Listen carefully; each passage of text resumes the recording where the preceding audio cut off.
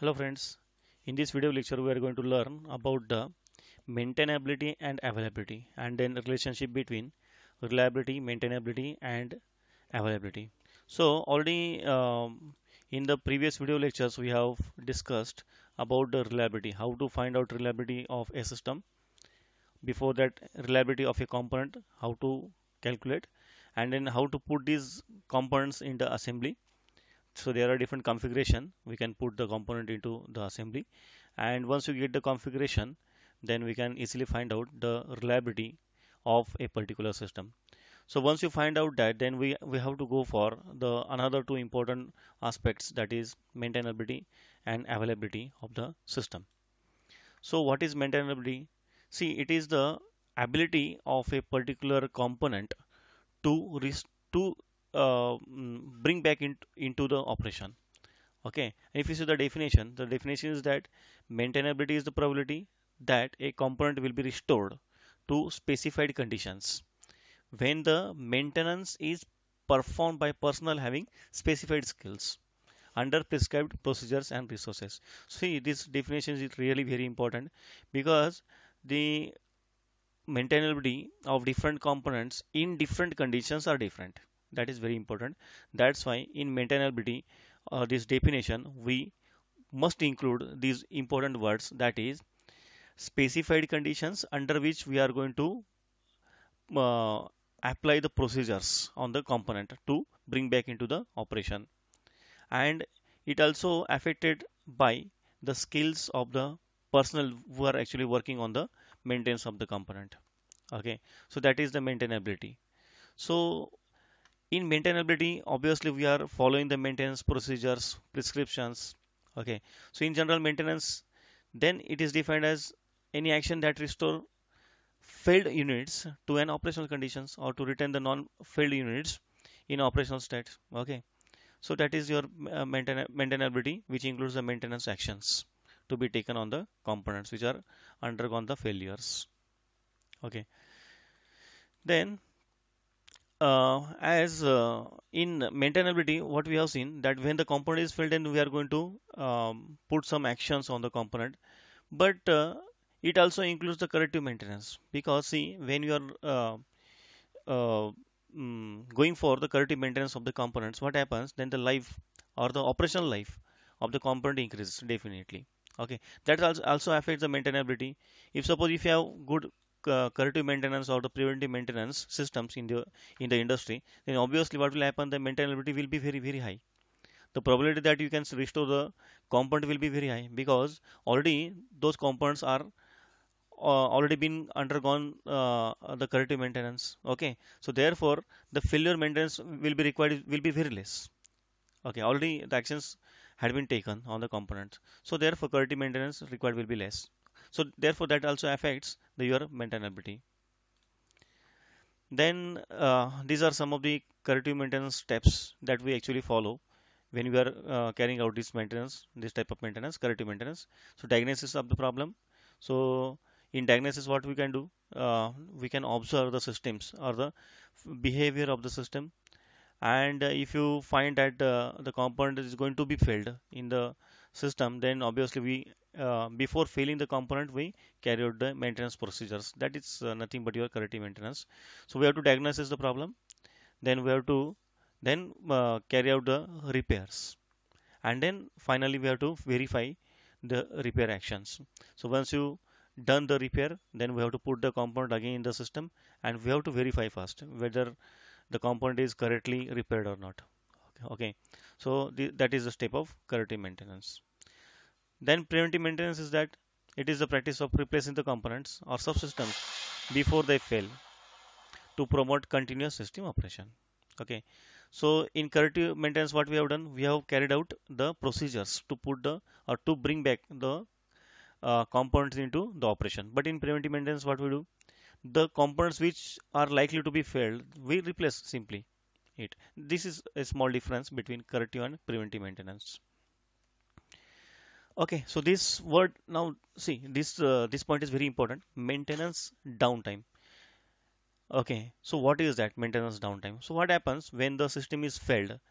Then through some procedures we have to send the component or the system to the repairs. So what happens when the component is sent to the repairs? It may undergo the waiting period and then the actual maintenance or actual repairs, and then again we have to bring back those components into the operation. Again, that requires some time. So maintenance downtime is that downtime which includes all the times: waiting time, actual repair time, and then again the time or the lead time in which the component again bring back to the operation. Okay.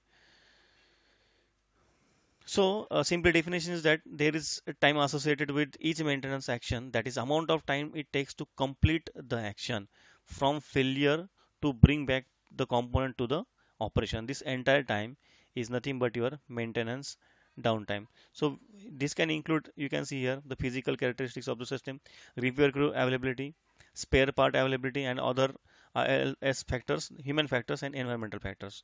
So once you understand this availability, you will understand how this maintenance downtime is getting affected by the availability of the maintenance procedures or the maintenance tools. Okay, just you have to understand here that the maintenance downtime includes all the times from failure to the time when the component has been brought into the operation. Okay, so already we have seen that this maintenance downtime includes this waiting downtime, the time during which the equipment is inoperable but not yet undergone the repair. Okay, it is waiting period. Then active downtime. Active downtime means what? The repairs has been started, and all after completing all the repairs action, the component is brought into the operation. So that time is nothing but your active downtime. Okay, system maintainability. So we have seen the maintainability of a component. In the same way, we can define the system maintainability. So we can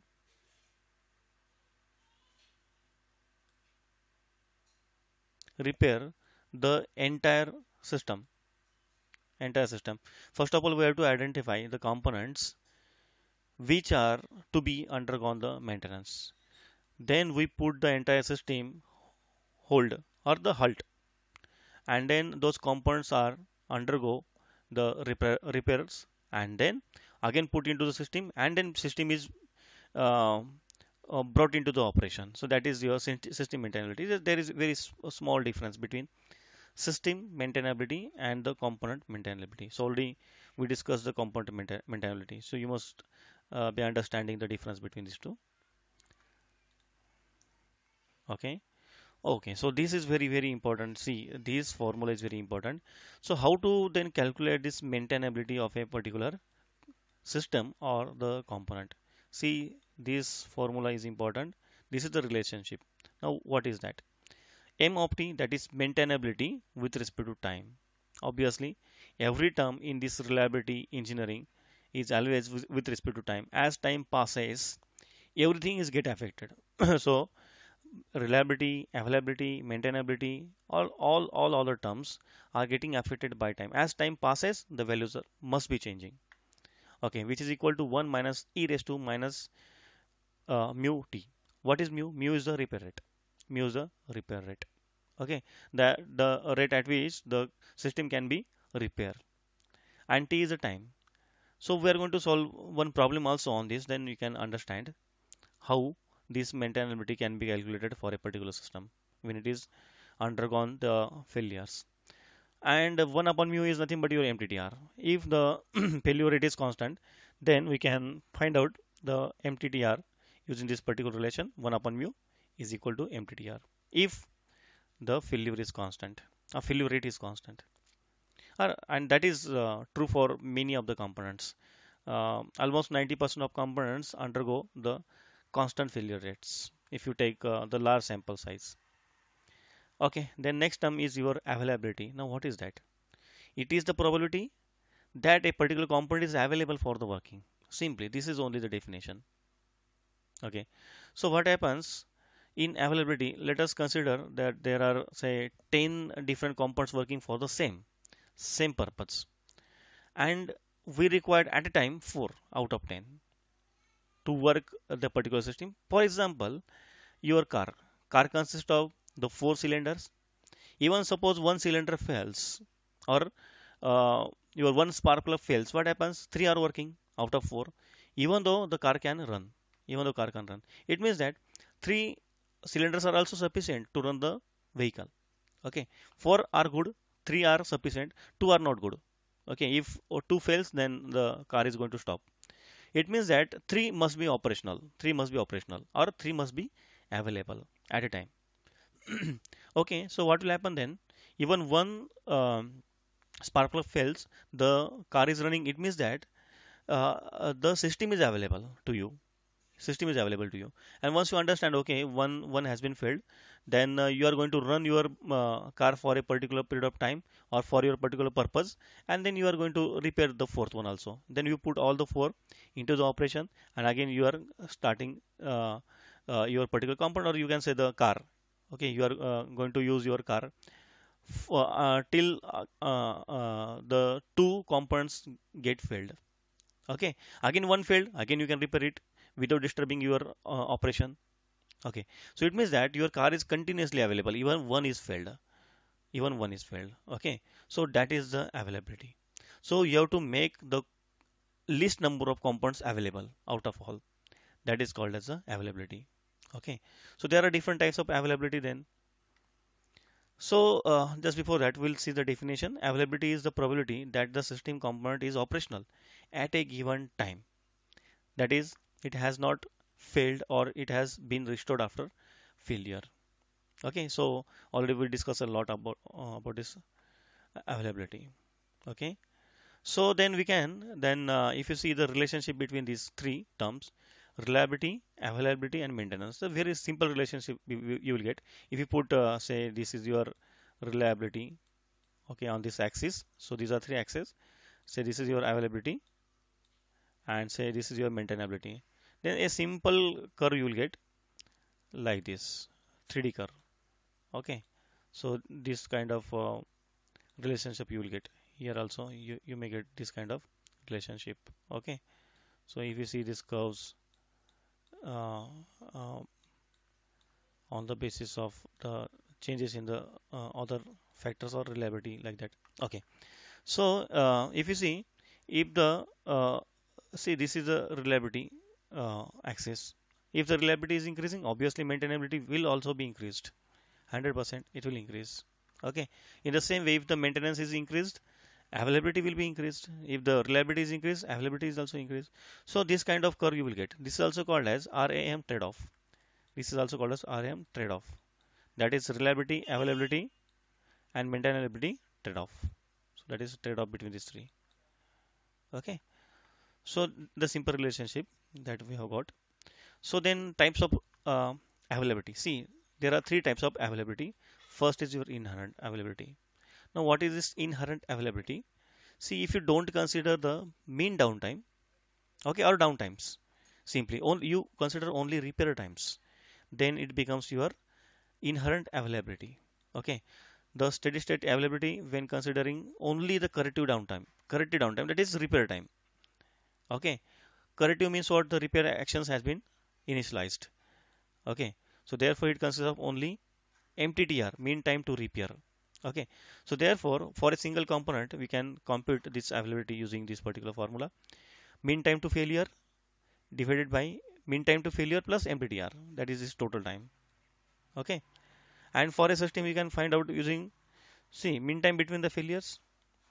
If you consider the time between the failures, then the total time will be equal to MTBF plus MTTR, mean time between failures and mean time to repair. Okay, so this is your inherent availability. The second one is achieved availability. Now, what is difference between the previous one and this? So in previous one, we can see the downtime is not considered. Okay, or the preventive downtimes were not considered. Only the downtime, simply downtime. It means that the component was operational, then the component failed, put into the repairs, actual repair time. Okay, so this total time. So that is that was considered in the previous. But here what happens? we also go for the preventive maintenance. So in achieved availability, why the name is achieved? Because we carry out the preventive maintenance also. So that's why the availability will be achieved. Okay, so that must be increased. Okay, than the previous type of the availability. That's why it is achieved because we go for the preventive maintenance. So when you consider the preventive maintenance also, then that becomes your achieved. So achieved availability will be equal to MTBM, that is mean time between maintenance, divided by mean time between maintenance plus preventive maintenance. Okay. Now next type is operational availability. This is very simple. The time for which or the fraction of time for which the system is operational. So simply the formula is uptime upon uptime plus downtime. Okay. So the system is available divided by system is available and system is not available. So this fraction of system availability upon the total time which considers the uptime and downtime, that is nothing but your operational availability. Now how to compute that?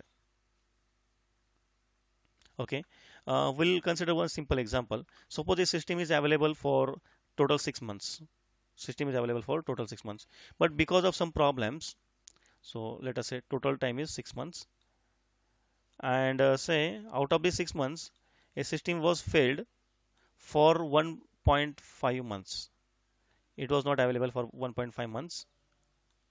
Okay, so it means that it was down for 1.5 months and it was working for 6 months, but available for obviously 6 minus 1.5 months, that is nothing but your 4.5 months.